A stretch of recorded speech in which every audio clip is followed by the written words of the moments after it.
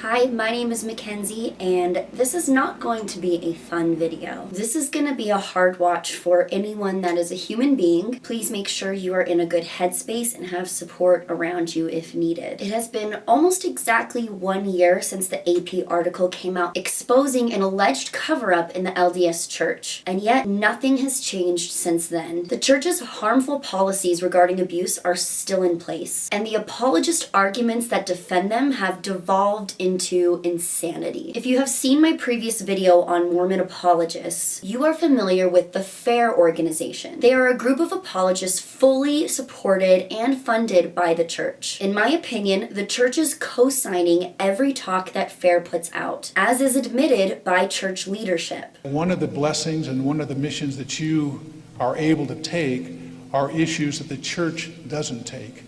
And so we work in tandem. If you look like an extension of the church, you wouldn't have the power to do what you need to do. You're not the church, and you can say things that we can't say. So seeing as FAIR speakers say the things that the LDS church wishes they could say, I was very interested in a particular talk that was given a few weeks ago at their annual conference on Friday, August 4th. The title of this talk was Shedding Light on the Complexities, Understanding Abuse Within the LDS Church, and my stomach immediately dropped. The word complexities was the kicker, and I already knew this talk was about to be some bullshit. It's not complicated. The church complicates it, and we will talk about that. But from what I knew about FAIR already, I knew they were going to defend the church. That's their job. It's in their mission statement. But I held out a tiny bit of hope that they would have learned something over the last year. Maybe they would have listened to those that were traumatized by the church's policies and acknowledged the ongoing problem of abuse within the LDS church. I hoped instead of digging their heels in that the church is the best and has done nothing wrong, that they would recognize what's actually going on, and yet they continue to dig. I looked at the biography of the woman who was presenting this talk, and I recognized her from a YouTube video I had previously watched. Her name is Jennifer Roach, and she was a guest on several channels, including Saints Unscripted, which is another apologist channel. This video came out just weeks after the AP News article, and she was on the warpath of defending the church. She had been making the rounds on different podcasts and channels discussing this particular case and how the church deals with SA in general. She has found herself particularly attracted to FAIR, as they've helped her answer a lot of questions she's had regarding the LDS church. She even says at the beginning of her talk, I would not be in this church probably without FAIR. So why was she chosen to speak on this subject? Well, she is a self-proclaimed expert on SA within a church context. Her qualifications being a licensed therapist and having a master's in divinity. But Jennifer has only been a therapist for 5 years, and she doesn't have a PhD in psychology or religious studies or anything adjacent to what she is talking about. I don't think she should have used the word expert, and nor should anybody think she is one on this subject. I'm not an expert, and I will never claim to be one. That being said, she is allowed to speak on this topic and give her opinions. I feel the word expert intentionally misleads her audience into thinking she's been doing research on this very subject for decades when she hasn't. But the thing that gives her most claim to this topic is something that me and her unfortunately have in common, and it's the one thing that guts me the most about this talk. Jennifer Roach is a victim of SA herself. Not only that, but just like me, her abuse was also covered up by church officials. Jennifer is a convert to the Mormon church going on about 4 years. Previously, she was an evangelical Christian and a member of the Cross Point Community Church. In 2018, Jennifer filed a lawsuit against her former church, claiming they swept her SA under the rug and should have reported it to the police. Their response was terrible.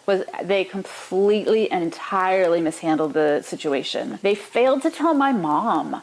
I was a minor. I was a high school girl, and they kept it from my family. They should have reported it to the police and didn't.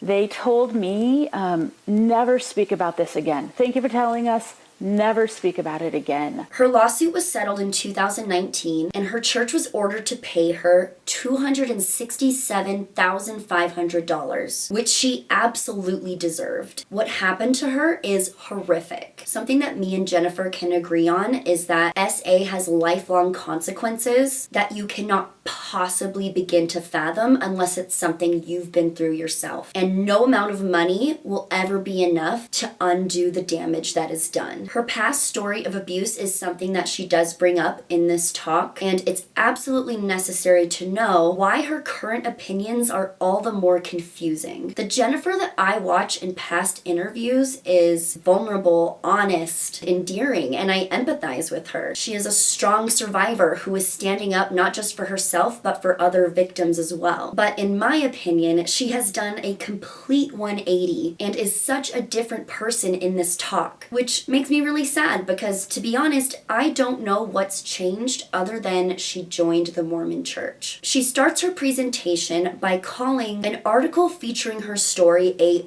good telling of abuse, while comparatively calling the AP article a bad telling of abuse. She calls this article deceitful, inaccurate, and disingenuous, which are ironically all the words I would use to describe her talk. And even more ironically, she conveniently leaves out most details of her story, including the lawsuit, her settlement, or anything she was quoted as saying just a few years prior, which we will get to. She starts with what she says are 6 of the most frequently asked questions she's received regarding abuse within the church. The first question being, why is there so much more abuse in the LDS church than other churches? She responds with what she thinks is hard-hitting data. She says you cannot make claims that the LDS church is just as rampant with abuse as the Catholic church without data to prove it. My question is, when did this turn into a competition of whose church sucks more at protecting kids? In my opinion, they all suck equally. Systemically covering up abuse is bad enough with one child. So it feels like a serial unaliver pointing to another serial unaliver and saying, well, he serial unalived more people than I did, so you're both equally horrible and you both need to be in jail. The reason we've heard more about the Catholics until now is because they've been around longer, thousands of years longer, and have 1.3 billion people in their ranks. The Mormon Church is only a few hundred years old, just around 17 million people, and their day of reckoning when it comes to abuse cover-ups is just getting started. The Catholics have been dealing with this media coverage for decades, and survivors like me are not going to stay quiet about the Mormon Church either. Same for Jehovah's Witnesses, evangelicals. There seems to be a common theme, and I can't quite put my finger on it. We'll talk about the Christian faith's role in all of this later. First, let's look at some numbers. Jennifer does some research and decides that the LDS Church has significantly less abuse than other churches. She gets her data from looking at the Boy Scouts Victim Compensation Trust, which is valued at $2.4 billion to pay out SA victims. She says the LDS Church paid $250 million, or 30% of the fund. The first snag we run into is those numbers aren't right. $250 million is only 10% of the fund. So I'm already very wary of this data set when the basic percentage calculation is already off. I'm not a mathematician, I simply put this into a calculator. So her chart is wrong. I found an article saying that $250 million was about a third of what the Boy Scouts insurance was paying out towards this fund, but what the insurance is paying was not a total of the entire fund either. Hi, Future Mackenzie here. After I was done filming this video, I found an article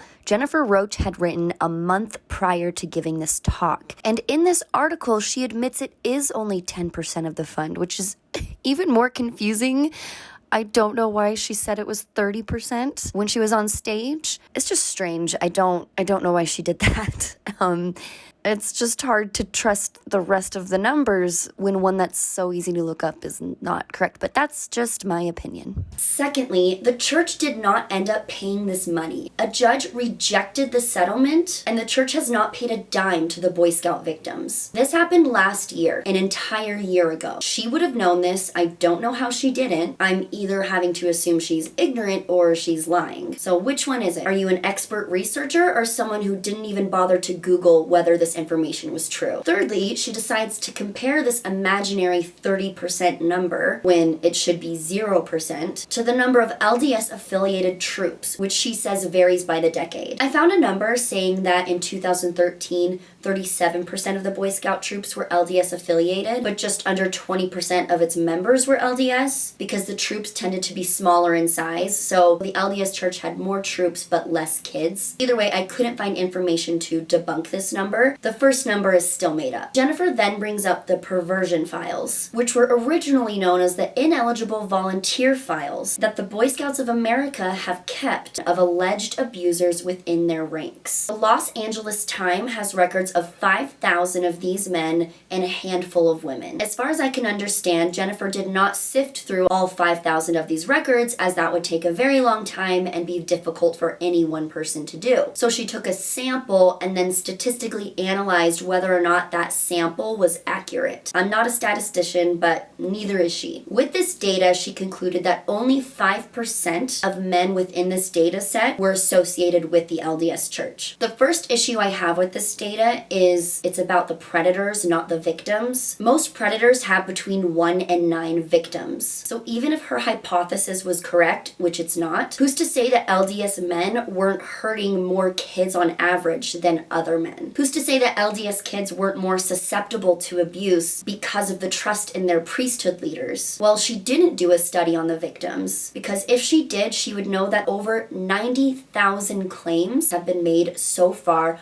on the Boy Scouts Victims Fund. Granted, these are slowly being processed as of this year, and we will probably not get to see court documents for a while. But we do have quite a lot of statistics on victims in general. First of all, men only represent 10% of SA victims, and SA is the most underreported crime, as victims of robbery and assault are twice as likely to go to the police. So only 31% are reporting their SA because of how poorly investigated and prosecuted it is. So if boys represent 10% of victims and only 31% of those victims report, that's 3% of total victims that we can even look at data for. Well, there's a Girl Scouts, right? We can look at that data. The problem is that the leadership in Girl Scouts is mostly female, while 92% of sex offenders are male. So there's a bigger problem in the Boy Scouts because the majority of their leadership is male. You want to know what other organizations' leadership is majority, if not almost 100% male? Churches,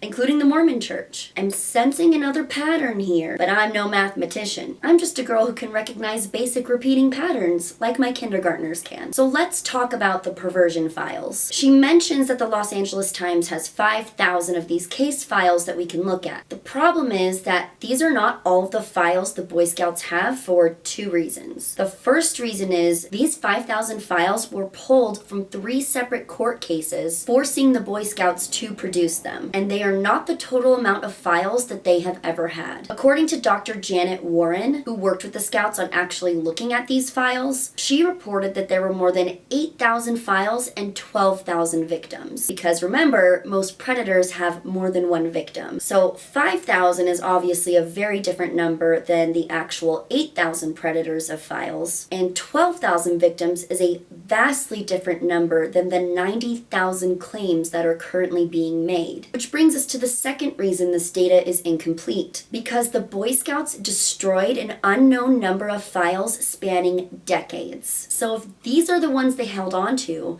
what the hell were on the ones they destroyed? What made them keep some files and not others? Did the LDS Church, the biggest sponsor of the Boy Scouts of over an entire century, have something to do with that? I mean, the church currently destroys their own abuse records through their hotline, which we will get to. Not only have the Boy Scouts destroyed records, but we do not have access to any other records past 2005. So what Jennifer is looking at is only a handful of what has actually gone on in the Boy Scouts. If only 1/8 of those actually abused made it to the P files, when we compare how many are making claims, that's just 12% maximum of total cases, and only 1% of total child abuse cases, including boys and girls, statistically. Your numbers are shit. More specifically, the P files are a shit source for comparing abuse within religious sects. Now, to protect herself, Roach does say, quote, "We do not have access to all of the information on all of the claims about the Boy Scouts or all of the abuse that has happened." So she admits her data is incomplete, but then proceeds to act like her data is complete and indisputable proof that the LDS Church commits less crimes against children than other churches. Something is driving our lower numbers, and yet we have this reputation of, oh, it's the Catholics, and it's the Church of Jesus Christ of Latter-day Saints. The numbers do not support that. In the Q&A at the end of her talk, an audience member asks Roach about this discrepancy of her data only pertaining to male victims. And they ask her if she thinks the statistics for female victims would be similar. She says, quote, "That's a great question, and we don't know. It's just not something we have great data on. So we have to work with what we have to work with, and right now that's the P files." Roach mentions several times how she thinks this data set from the Boy Scouts is unprecedented because it lists the suspect's religious affiliation on these forms. She thinks this is super cool. These files ask the man's religion. I don't actually know of any other data set that does this, that compares. It gives us data on a number of churches. We can see their religion, and we know they all committed abuse. If you know of a data set that does anything like this, I want to know about it. My email is at the end of this presentation. Hook me up. I agree. It would be really cool if there were records kept of alleged abuse and their religious affiliation. If only the Mormon Church would keep some kind of abuse records within their ranks, then people would crunch the numbers and see how often it's not happening, and the church would finally be exonerated. Right, Jennifer? Well, just your luck, a helpline was created in 1995 that harbors so much data your little number-loving brain could not handle it. Your church's helpline could release all of its reports, redact the names, while giving us the data set of ages, gender, positions within the church, how active they are, how often they reoffend, did it get reported. Curtin McConkie, who answers the helpline's calls, have this data, Jennifer. They just don't want to give it to you. For those unaware, Curtin McConkie are the church's lawyers headquartered right here in Utah. If they wanted to give you the data to help your case, they would have. The Boy Scouts did not want to release this information. They were forced to by court order. The church releasing their data would not exonerate them. It would reveal that the problem is just as bad, if not worse, than everyone thinks it is. Maybe they do keep their records in a creepy vault somewhere, or maybe they set them on fire, as is alleged. Either way, they have the numbers. Very detailed information about abuse cases within the church, but they're never going to let you or me see it. Those aren't police reports, Mackenzie. Those are just allegations. So are the P files. They are just allegations, and many of them did not lead to an arrest. That's why the Boy Scouts are being sued. That's why they have this trust fund at all, because they didn't go to the authorities. They kept it private. I decided to go ahead and pluck a couple of these files and read them, and I regretted it. They are awful. I clicked on 2 files from Utah, and that was all the clicks I needed before I found evidence of another cover-up within the church. Laren was LDS, 55, and single. One letter from a Scout executive said Laren had a reputation for child molestation, and his LDS church leader had first-hand knowledge of the abuse of one or more Scouts. No charges were filed, as the mother was talked out of reporting it by her church leaders. Consider me nauseated, but not surprised. The way the Boy Scouts conducted themselves in the past regarding abuse is disgusting, and there is nothing different to the way the church currently handles their reports of abuse. They discuss it amongst themselves, they do not call the cops, and they do not tell the families of victims or potential victims. Take these LDS moms that also trusted in their church leaders. In 2004, 13-year-old Michael Jensen was charged of 2 felony counts of SA of a child. These were reduced to misdemeanors due to alleged influence of the LDS Church. His grandfather, Blaine Jensen, was once Director of Internal Affairs and a stake patriarch in Provo, which, if you've never been LDS, is a big freaking deal. Michael thought so too, and he told a friend that his grandfather, quote, helped take care of whatever needed to be taken care of. Apparently it worked, because when the family swiftly moved to West Virginia in 2005,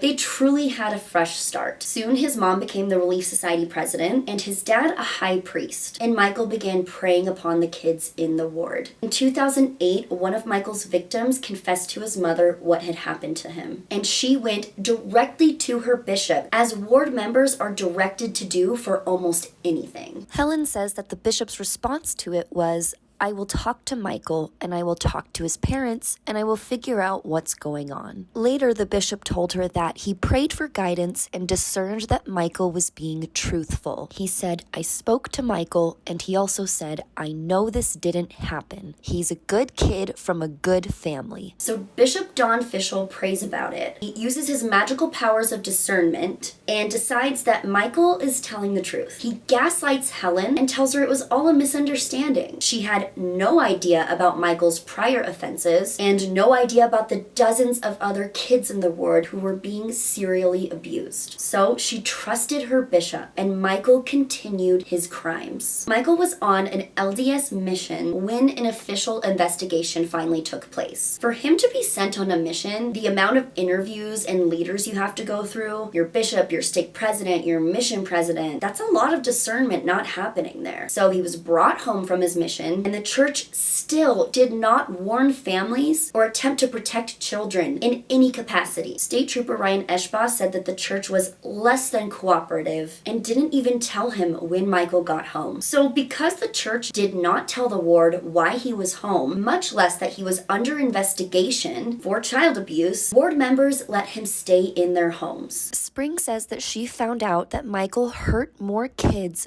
during the criminal trial process. She also found out that Michael's defense attorney was a member of the High Council. Spring says that she feels betrayed that the church rallied around this man who turned out to be a serial child abuser. She also says there was no support for her or her children at this time. Church leaders were on Michael's side during this trial, while her and her kids were left in the dirt. He was eventually convicted and sentenced to 35 to 75 years in prison, where he belongs. Secret combinations. Maybe the Book of Mormon is true after all. I appreciate Jennifer for talking to us about the P-Files and all, because they have me more convinced than ever that the church is a boys' club, and protecting other men and their reputation is always going to be a priority above a child. I'm going to try and summarize the next 10 minutes she spends saying that background checks are pointless and do not protect kids. I'm not kidding. But do background checks work? Do you even know what a background check is? Do you know what it's checking? She gives 3 reasons for this: delayed disclosure of children, statute of limitations, and that abusers are usually not convicted for abuse. So let's go over those. Delayed disclosure means that children often do not disclose their abuse until they are adults. And by that time, it is past the statute of limitations in some states, meaning that they can no longer press criminal charges. And then because of all of that, the abuser is not convicted. Yes, children on average do not report their own abuse because 93% of abusers are somebody the child knows and trusts, like a family member or someone in their ward. But like the stories I just talked about, where the kids did tell their parents, 1/3 of kids do report their own abuse. That's a large chunk of kids, and it's still a large chunk of potential predators. So because background checks will only show us 1/3 of convicted criminals, we shouldn't do them at all. I'm having such a hard time wrapping my head around this. Out of the 250,000 kids SA'd annually, you are going to ignore 83,000 kids that do report each year because it's not all of them? The fuck is this logic, Jennifer? She continues saying that even if there wasn't a reporting gap, that most people are super stupid and don't know what's on a background check. She says she asked her friends what they think is on a background check, and they collectively came up with a bunch of answers that do not apply to crimes against children. One of her friends thought that someone's social media posts came up on a background check. This is an insane straw man argument. The red represents what's actually on a background check, which includes the most important things to know if someone is a child predator or not. Why wouldn't you want to know who is currently on the registry? This next line kills me. Better than nothing, I guess? We'll get to that. By definition, it is better than nothing. It is better to know if someone is a convicted offender than to find out after the fact and they've already run rampant in your ward reoffending. She also complains that background checks only go back 7 years. Do you want to know how far back not doing a background check goes?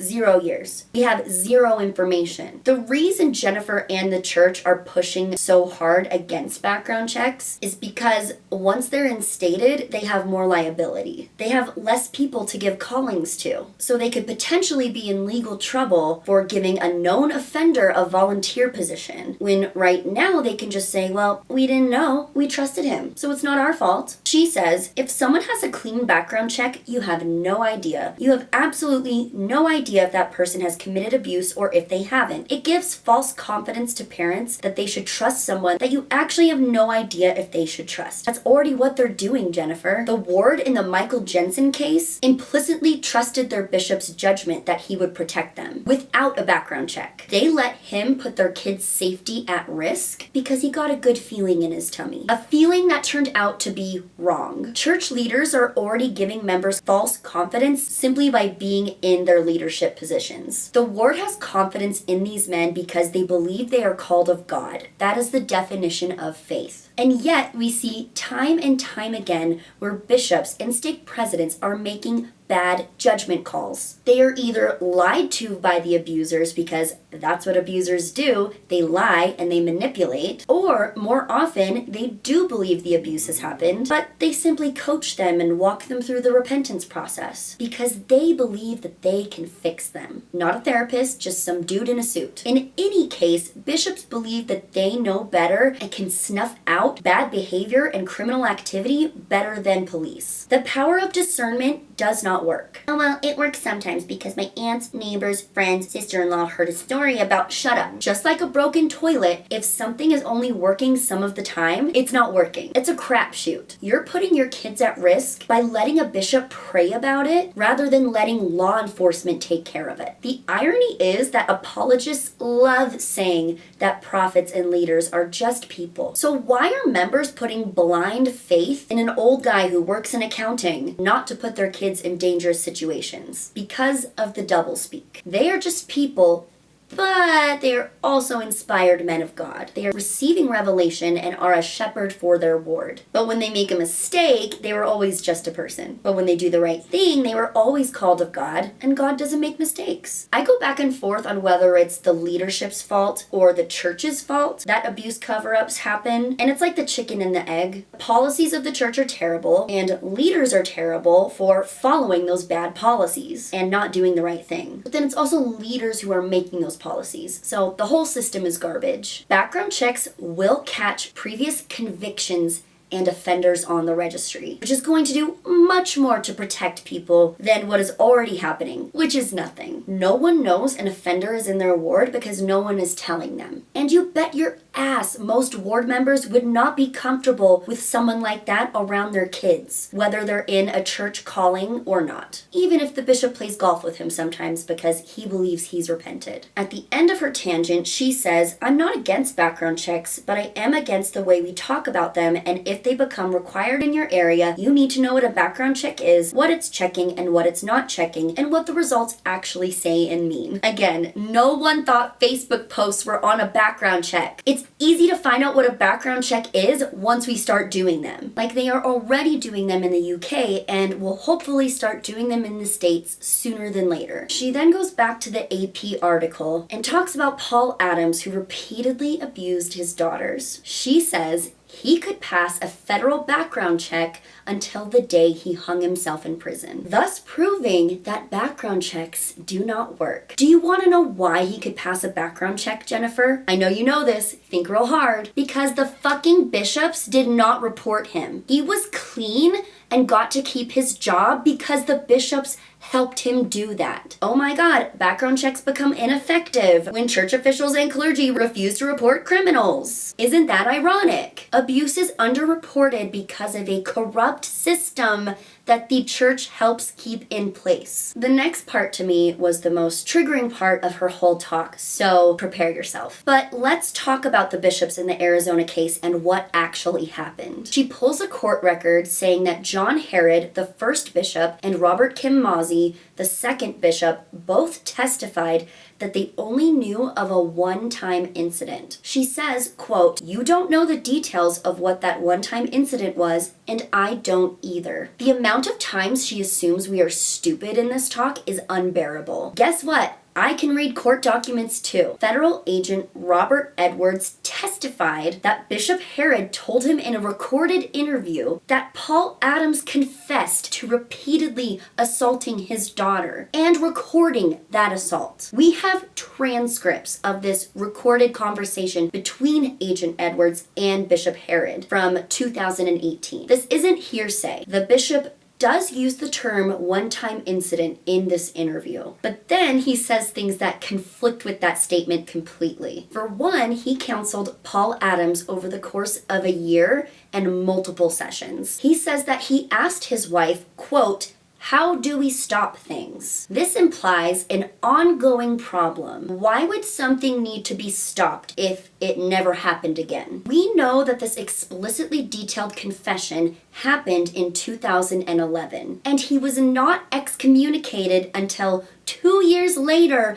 in 2013. Why was he being disciplined so late for a one-time incident? And they still didn't go to the police after that. Why is what happened bad enough that you were urging him and his wife to turn himself in to the police, but it's not bad enough to report it yourself? Why did Bishop Mozzie call the helpline between 10 and 15 times regarding Paul Adams? Does he have short-term memory loss about this one-time event? Why are they refusing to release disciplinary records of Paul Adams' excommunication, someone who was not active and is now deceased? If he was not excommunicated because of repeatedly abusing his daughter, they have the records to prove it, if that's true. It's not true. Why did the church praise the Arizona Supreme Court for allowing them to keep the 15 leaders who were at his excommunication from testifying? How can you say that you don't tolerate abuse and in the same breath agree with the government that predators' confessions should be kept quiet? The AP article was not deceitful in any way, shape, or form. Sincerely, someone else who has actually read the court documents. For people to continue to say that this article misrepresented the church is asinine, and they simply have not looked at any of the details because they're really hard to believe. But in Jennifer Roach's case, I believe she knows these details and is just ignoring them. These two bishops have never, ever betrayed their duty as bishops to hold confidential what they're required to hold confidential. What she's saying here is that they're required to hold it confidential by their church, not the law, as was accurately reported in the AP article. Herod also told Edwards that when he called the helpline, church officials told him the state's clergy penitent privilege required him to keep Adams' abuse confidential, but the law requires no such thing. So when Bishop Herod called this helpline, his lawyers told him that he was not allowed to go to the police because he could get in legal trouble for doing so. He was like, it's an Arizona thing, it's not a church thing. But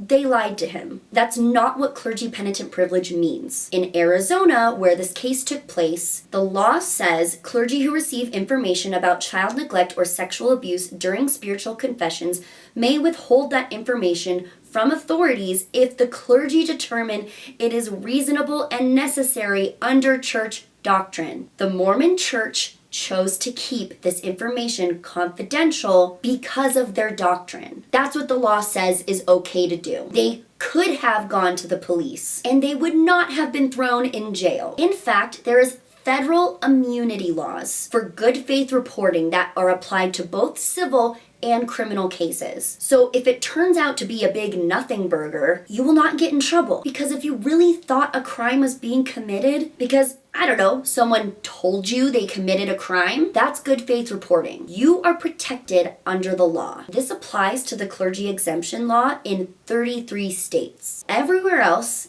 you could get in trouble for not reporting it. And actually in 18 states, including Utah, everyone is considered a mandatory reporter. So I'm a mandatory reporter of child abuse and neglect regardless of my profession. And in every single state, doctors, teachers, social workers, and therapists are mandatory reporters, meaning Miss Roach is a mandatory reporter regardless of where she lives. You are most likely a mandatory reporter, but yes, this varies from state to state. But no matter what, you will not get in trouble for reporting something on good faith. You will only be in trouble in some states for being a piece of shit and not saying anything. Some LDS members are confused about this, including the Senate President Stuart Adams, who says, quote, "I think they have the First Amendment right of religious protections, and I don't think I want to put clergy in a spot where they have to be excommunicated or thrown in jail. Those are the options, and I don't think that's right. Neither of those things are happening. Bishops are not being thrown in jail for reporting suspected abuse, and they are certainly not being excommunicated for it. Please tell me one time that has happened. And if that ever did happen, is that really a church you want to be a part of?" There is a case back in 2020 where a woman attempted to sue the Mormon church for disclosing her husband's SA against a minor to authorities. Allegedly, this minor was his daughter. He pled guilty and was sentenced to 15 years in prison. Apparently, it wasn't the bishop who reported, though, but a counselor who was sitting in on his disciplinary council. The bishop had probably called the helpline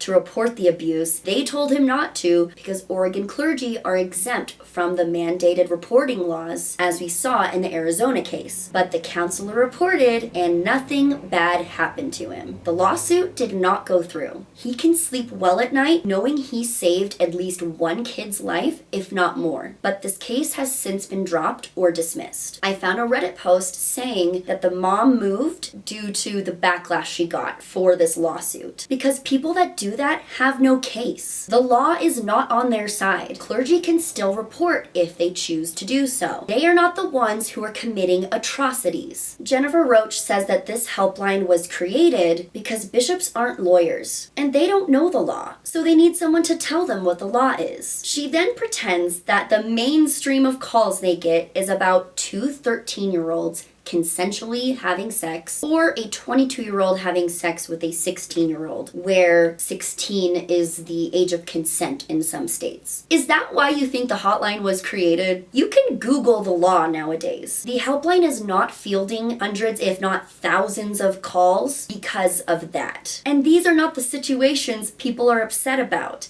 It's yet another straw man argument. People are upset about things like the Arizona case, where a dad admits to abusing his daughter. The church admits that he abused his daughter. His bishop called lawyers instead of the police, and you're telling me the only reason the bishop called was because he didn't know what happened was a crime? He did know it was a crime because he tried to get the dad to turn himself in. The church admits that this situation called for going to the police. And in any situation, even the dumb bishops would not get in trouble with police if they pick up the phone and say, "Hey, I have a situation here you might want to look at. I don't know if it's a crime or not." If no charges are filed, the bishop did his due diligence. It's no longer in his hands, it's in the police's hands. They are protected under the law due to good faith reporting laws. They have immunity. It's built in. According to the victim from the Arizona case, they just let it keep happening, said MJ. They just said, "Hey, let's excommunicate her father." It didn't stop. "Let's have them do therapy." It didn't stop. "Hey, let's forgive and forget and this will all go away."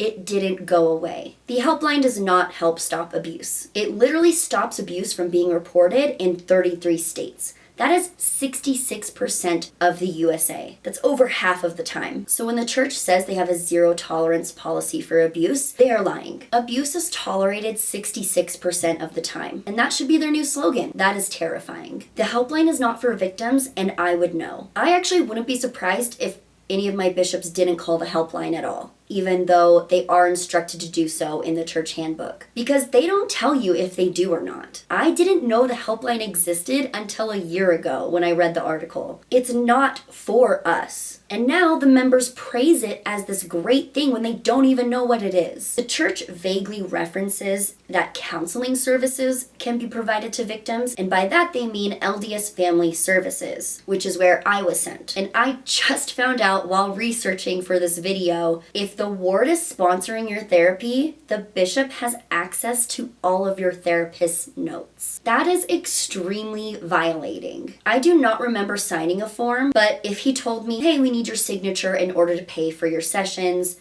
I'm sure I would have signed something. But most people can't afford therapy, so what other choice do we have? And even then, my counselor still did not report it, which is puzzling because I assume they are a licensed therapist, which means they would have been a mandatory reporter, and they were literally breaking the law by not doing so. Or they weren't a licensed therapist at all, and I don't know which one of those scenarios I hate more. If you watched my original video, which if you haven't, I highly encourage you do so, you know that my abuse was not reported until I talked to a school counselor at the college I was attending. Although she was LDS, her job was not associated with the church, and she explained to me that she was a mandated reporter and what that meant. That's why I was so confused, because I supposedly had already spoke to a therapist who had said no such thing. So it wasn't just the bishops who fucked up, it was LDS Family Services as well. And then she puts this slide up saying, of course the helpline is there to protect the church, because wouldn't you want to stay out of legal trouble too? Again, bishops are not in any legal trouble if they report abuse. The LDS Church does not uphold a single law that goes against their values. The law does not determine morality. In an ideal society, it would be the other way around. You'd think the church would spend less time lobbying for homophobic laws and spend more time on something more productive, like championing against the statute of limitations or against clergy exemption laws. This legal exemption for reporting abuse is wrong for any church. I don't care if you're Catholic, evangelical, Jewish, it's immoral. But most churches do not think that dealing with abuse internally is immoral, including the LDS Church. This brings me to the final point I want to talk about, which is the Christian principle of repentance. Towards the end of her talk, Jennifer Roach cites a policy stating that a person whose membership has been formally restricted or withdrawn may not have a calling. The thing about that is you can get reinstated. The first policy she cites is from 32.11.3, which says the time of formal restriction is usually at least 1 year and maybe longer. When the member makes specified progress and genuine repentance, the bishop or stake president holds another council to consider removing the restrictions. If the member continues in the pattern of sin, the leader could hold another council to consider other measures. And again, in the policy 32.11.4, it says those whose church membership has been withdrawn can be considered for readmission by baptism and confirmation. Usually, they first need to show genuine repentance for at least 1 year. The bishop or stake president holds another membership council to consider readmission. Remember when she complained that background checks only go back 7 years, yet the church's restriction only lasts for a minimum of 1 year, and it can all go away after that. Background checks are much more effective because they're not based off of a bishop's feelings. They're based on what actually happened and when. She brings up the membership record annotation, but as you can see in the policies, that can be removed. Take it away, Hinckley. The church's position is that abuse cannot be tolerated in any form.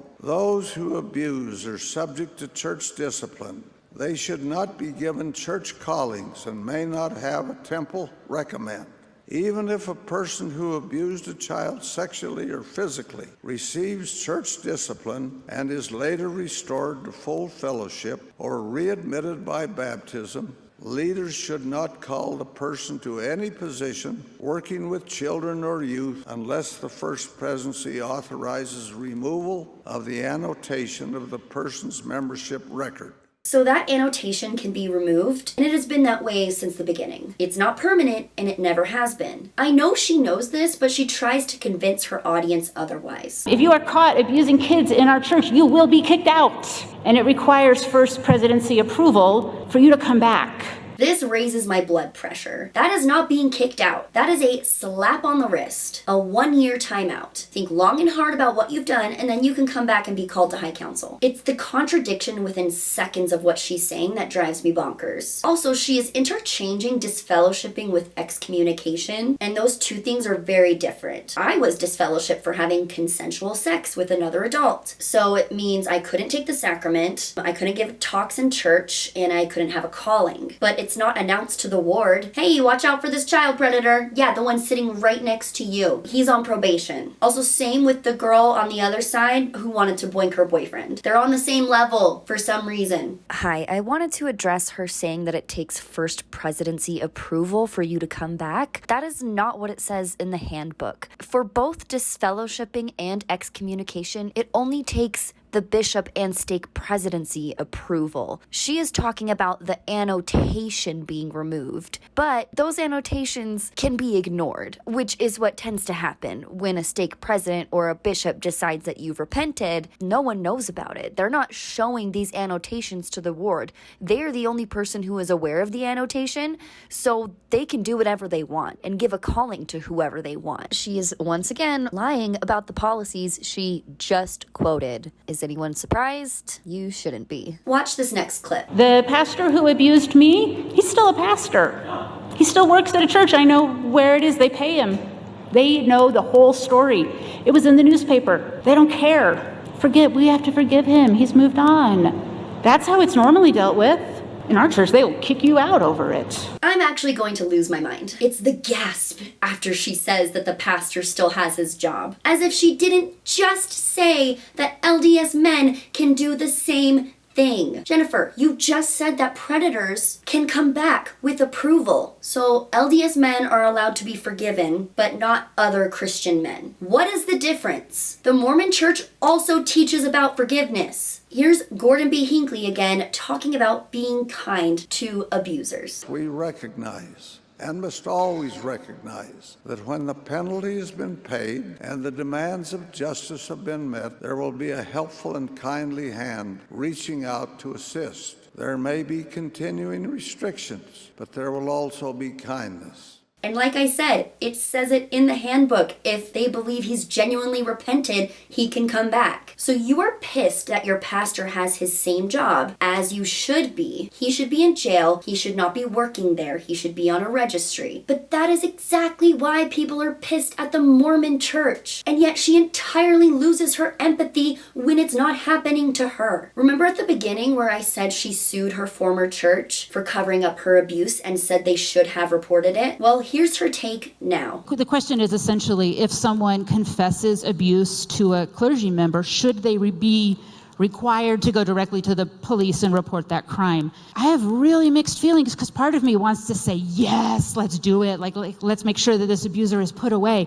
And you got to think through it, because if an abuser knows that, if I go and talk to my bishop about this, his next call is to 911. He's not confessing anything. And at least if he confesses to the bishop, that bishop has a chance for some influence in that situation. Whereas if the abuser knows he's going to report it straight away, bishop has absolutely zero chance for influence. That's a complicated answer, but that's where I'm at. Then Scott Gordon, who is president of FAIR and a former bishop, says this. I personally know of a situation where an abuser confessed because he didn't think it was going to be further disclosed, and because it was confessed, they were able to get people out of dangerous situations, and they were able to use other influences to bring it to light. Scott is admitting to being a part of a cover-up, and he thinks it's great. She just said in her talk, look how horrible my past church is because they allow abusers in their ranks. And Scott goes, yeah, I did the same thing in our church. And she's like, yeah, that's awesome. I feel so gaslit during this talk. The contradictions are endless. Here's Jennifer Roach talking about the same Arizona case and the same bishops just 1 year ago. Why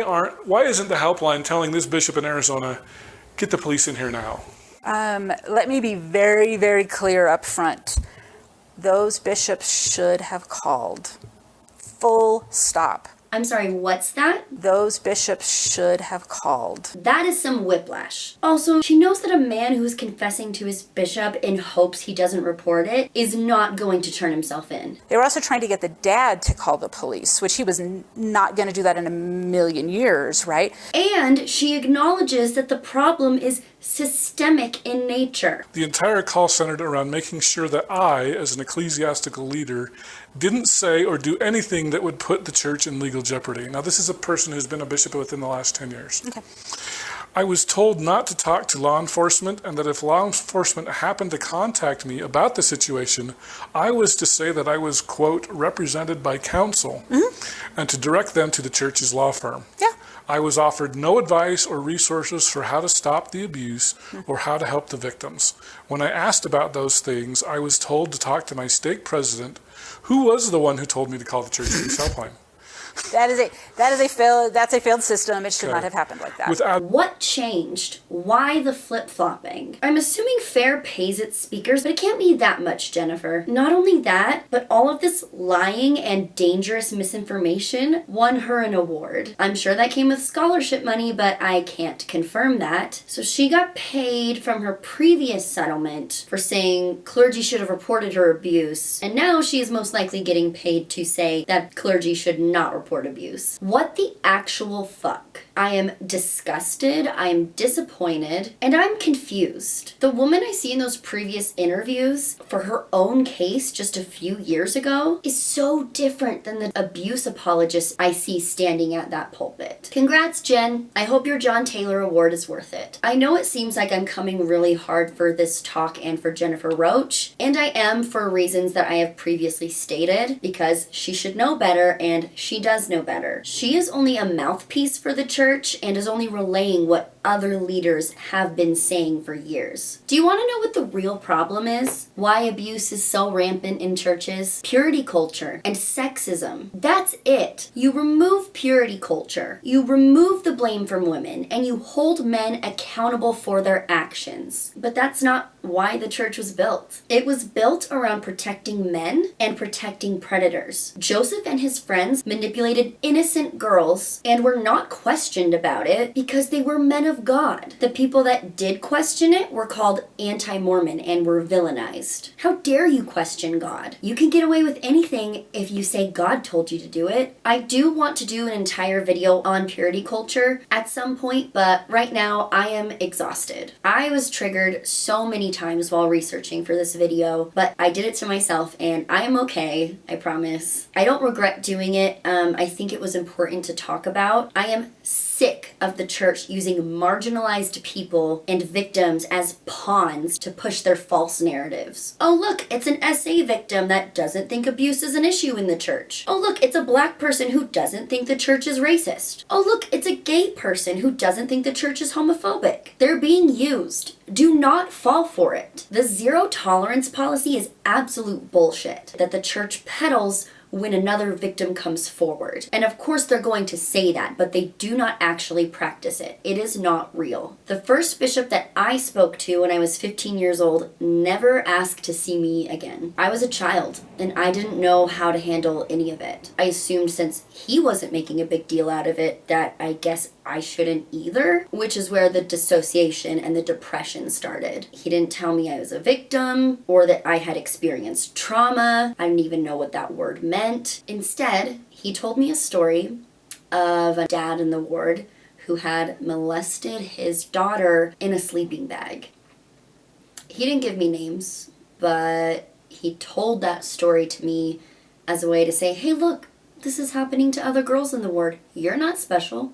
It's normal. These things happen. Like car accidents or house fires. It's treated as a normal, natural occurrence that no one has any control over, instead of a malicious act towards an innocent victim. That is a dangerous person. Let's look at some other victims of the church's dangerous policies. So floodlit.org is a database of men within the LDS church that have been convicted or accused of abuse. There are 500 plus documented cases, and they are getting hundreds of more submissions that they are working through. I just want to try and help them as much as I can and get the word out that this website exists. Or they are also on TikTok. I'll just go ahead and play one of their recent videos that has just a couple examples of church leaders failing their members. When Mormon leaders learn of child abuse and choose to keep it secret and hide it from police and cover up abuse again and again and again